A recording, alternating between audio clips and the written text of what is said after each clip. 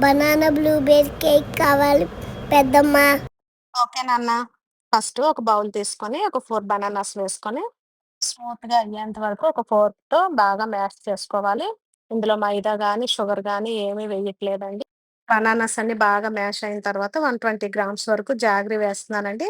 మీరు powdered jaggery కూడా తీసుకోవచ్చు. ఇదంతా బాగా మిక్స్ చేసుకోవాలి.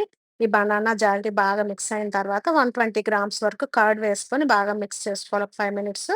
తర్వాత ఒక 100 గ్రామ్స్ వరకు బటర్ తీసుకొని వేసి ఒక 5 మినిట్స్ బాగా మిక్స్ చేయాలండి.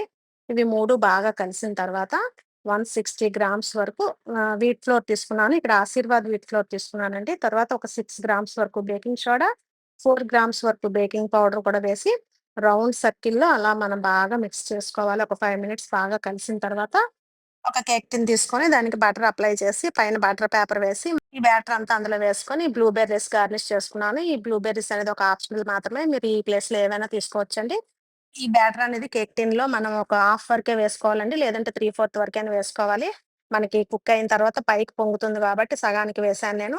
ముందుగా 5 మినిట్స్ సాల్ట్ వేసి ప్రీహీట్ చేసిన బేషన్‌లో ఈ కేక్ టిన్ నేను పెట్టేసాను. పెట్టేసి 45 మినిట్స్ వరకు సిమ్‌లో పెట్టేసుకుంటే కేక్ అనేది కుక్ అయిపోతుంది.